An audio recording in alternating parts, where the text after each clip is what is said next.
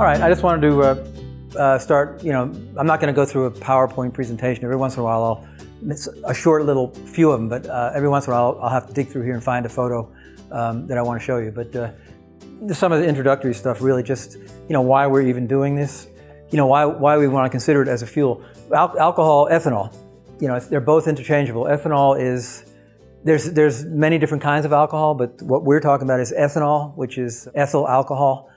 The reason we can use it as fuel is because once you've made your fuel, the federal permit requires that you denature it or add 2% of either kerosene, unleaded fuel, unleaded gasoline, toluene, I think is one of them, naphtha. There's about 6 different or more agents that you can put in, but it has to be a 2% mix because it makes it so you can't drink it. Some of the stuff is extremely toxic, so it's just they have to make it so you can't drink it.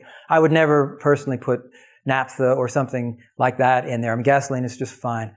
That'll poison it enough to you don't want to drink it, and it's not nearly as toxic as something like some of that other stuff I mentioned, like naphtha or something. So basically, that's the workaround. They require you to denature the fuel, and you will keep accurate records if you're actually making the alcohol, which they can access, at any point. I mean, they don't barge in. It's not like that. They don't have a reason. They actually probably don't have enough manpower to really pursue this. There's a lot of other things that are a lot more critical. But mainly, the problem is taxes. The tax on alcohol is fairly stiff, so it's a good revenue source.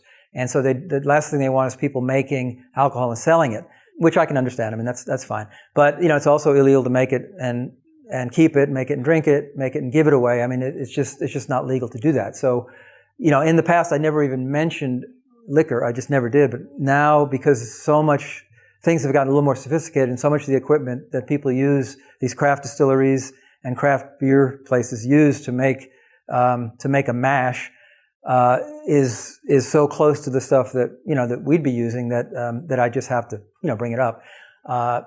And I've always respected the Bureau of Alcohol, Tobacco, and Firearms. They were always polite. They always did what they said they were going to do, and I never can remember any time when they did something that I thought, well, that's just flexing their muscles. It really wasn't like that. It wasn't anything like that. They called ahead, let us know what we're doing, make sure your records are accurate, and they just want to know. They know how much.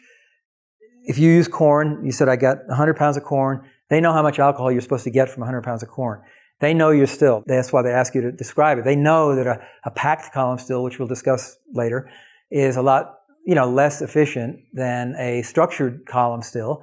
So they know how much and what proof you're going to be pulling off of how big your column is, how tall it is, all that stuff. So they know what you're supposed to come out with, and if you show them, they measure. They say, okay, you had 2 bushels of corn at 56 pounds a bushel. You should be getting 5.9 gallons of alcohol out of that. Whereas only 3.5 here. What happened to the rest of it? That's basically what they'll want to know. And you can dispose. I mean, there's ways that you can capture and not to get around it, but there's legitimate reasons to be able to dispose of bad mash or alcohol that bottle broke or container broke or whatever, tipped over, all that kind of thing.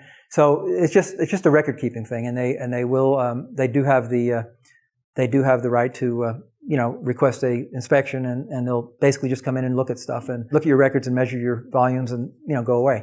The state essentially follows the federal rules. You basically fill out a federal permit, much like with your tax form, and then you turn that in to the state, and they may have some other questions or whatever, and they have different procedures, different priorities they may work with, especially in rural areas like here, and especially even more rural areas. The state has had quite a bit of experience with illicit beverage production, so they may be a little more stringent about what's going on, maybe want to know more about what you're doing, but it's generally not a real problem. The forms are not that complicated. I'll talk about it in a little bit when I get to that point. Why we want to talk about alcohol fuel? It's renewable, so you can grow corn or you can grow rye or whatever, apples, whatever. And once it's been turned into alcohol, it's stored easily, just like gasoline is or kerosene or anything else. It's not like the fruit, apples are going to go bad eventually, sooner than later. Some other crops can be stored for quite a while before they go bad, but that takes infrastructure, some kind of bin or something. Once you've made alcohol, it basically is there and can be stored for quite a while. It's liquid energy. Liquid energy as a liquid is sort of a nice thing to have because that's what does our vehicles. I mean, you're not going to be putting coal into your computer or wood into your some trucks do run on wood. I've done that before too, but generally you're not going to put coal in your truck and wood into your computer. You need electricity in the computer and you need a liquid fuel for the vehicle. So here's a liquid. It's a form of energy that you can actually carry. It's a dense form of energy that you can carry in a tank.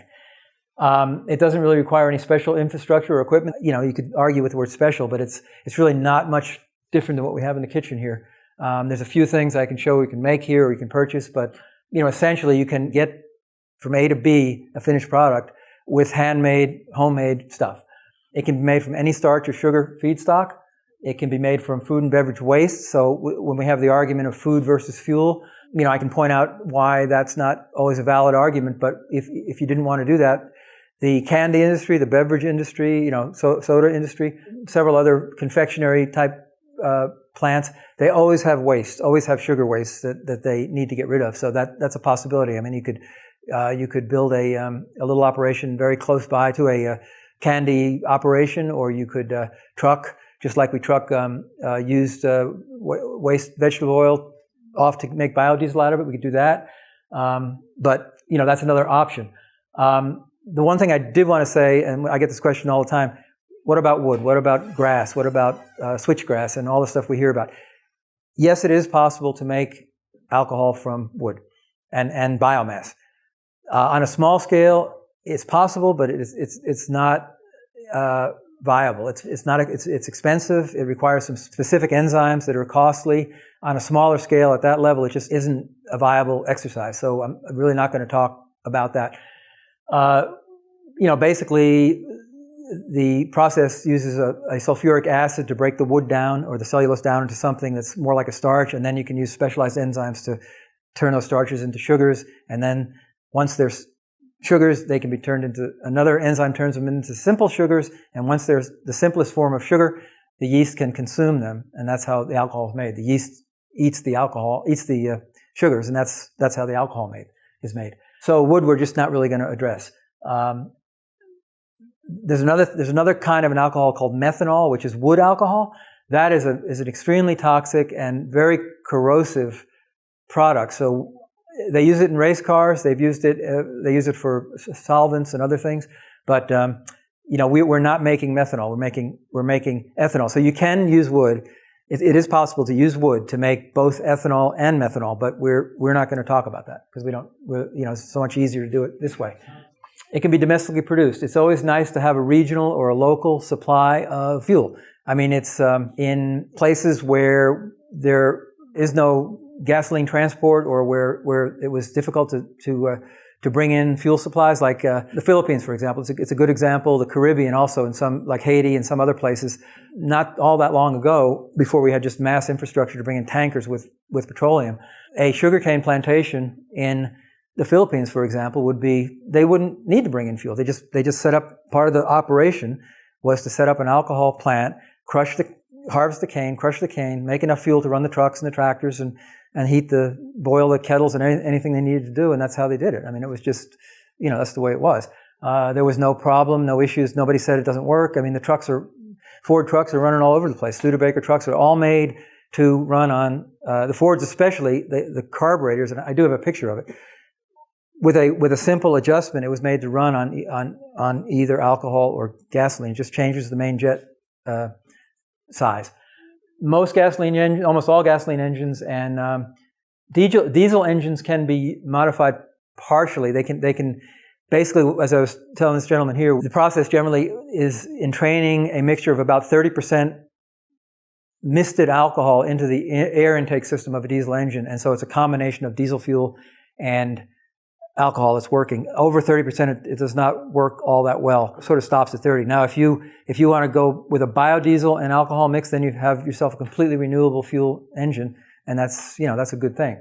No petroleum at all. So I also did mention the fact that Volvo, in partnership with another company, a technical engineering firm in Sweden, developed a Volvo vehicle that ran on 95% ethanol and 5% diesel fuel. You have to have some small degree of diesel fuel in a diesel engine to lubricate the injectors. That has to happen. So you have to mix a little bit in there. But it's almost essentially completely alcohol. It's clean and oxygenated, and that's really important.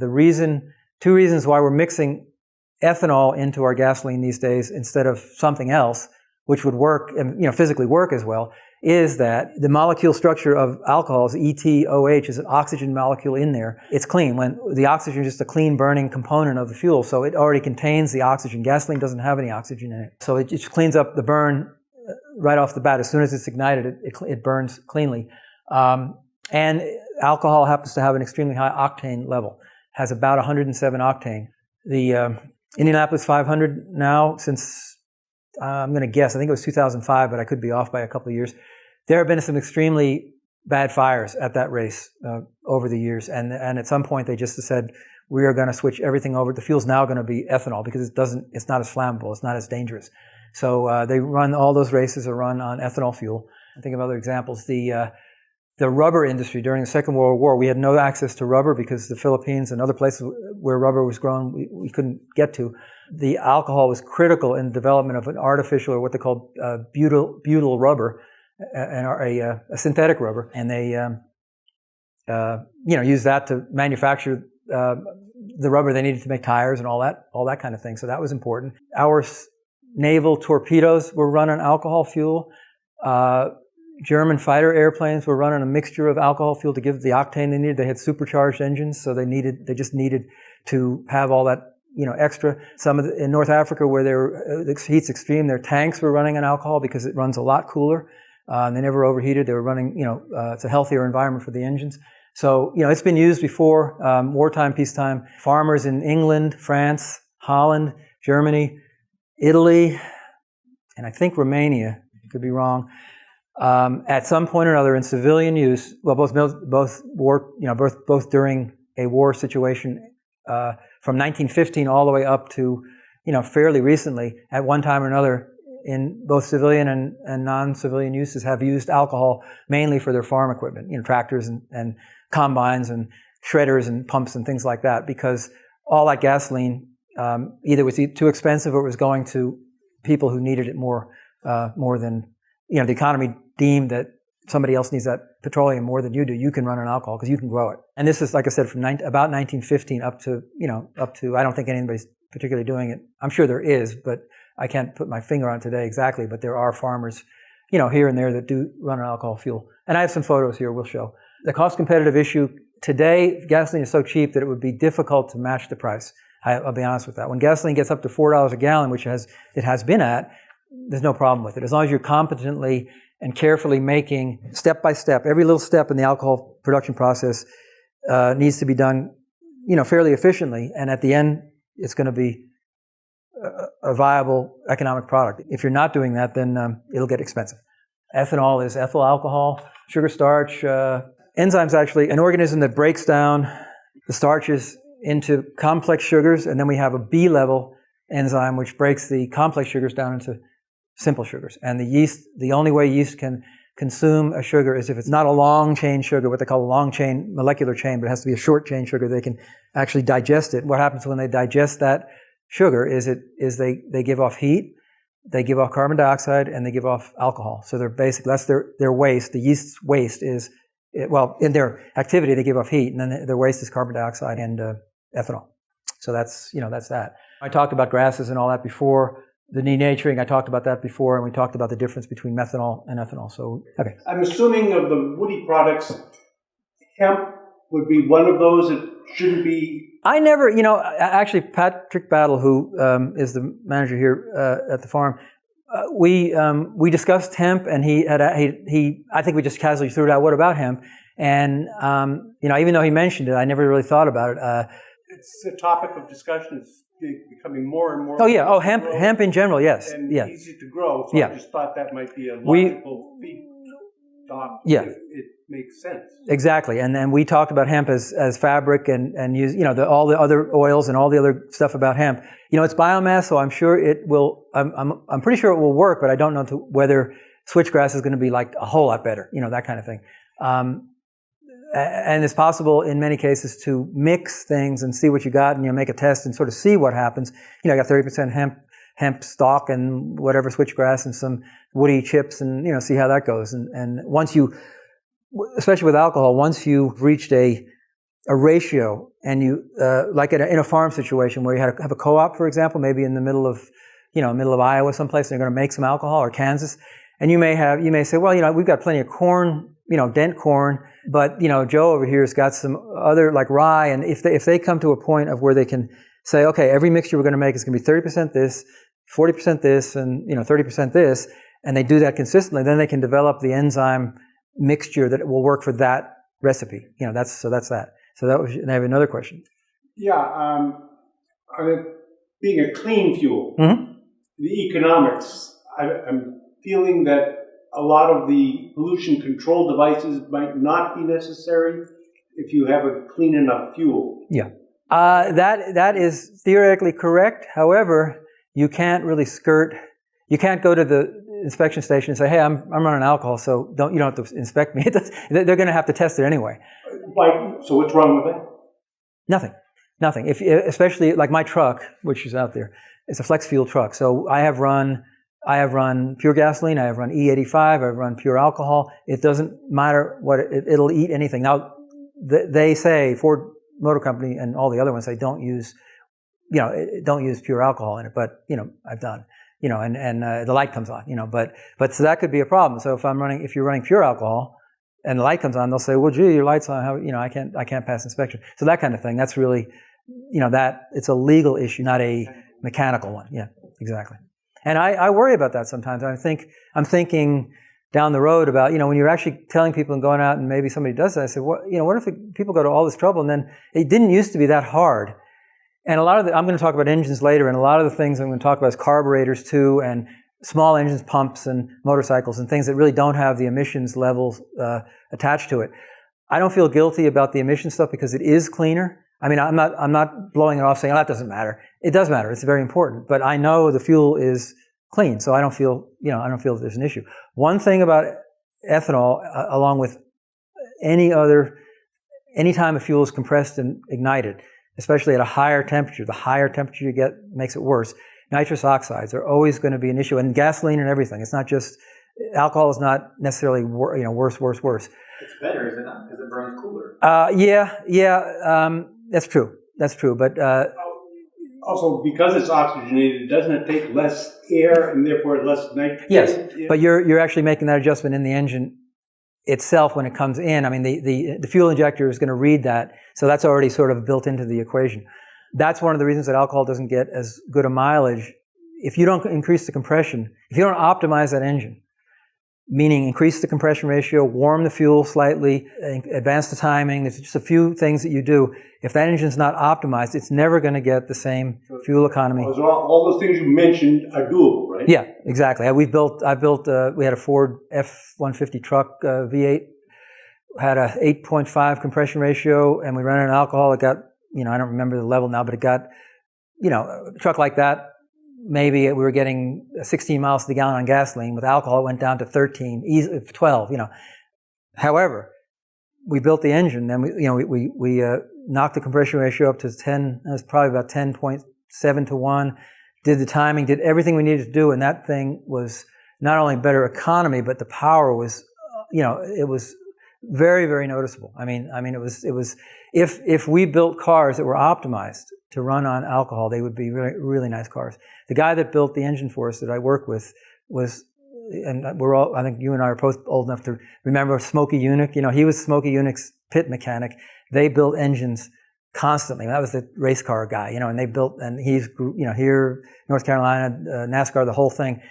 He knew how a car should feel, when it has power at this displacement. And he said, this alcohol is really pretty good, So, it's difficult for the motor companies to optimize everything for alcohol because then you can't run it on gasoline. It would knock it would be awful knock.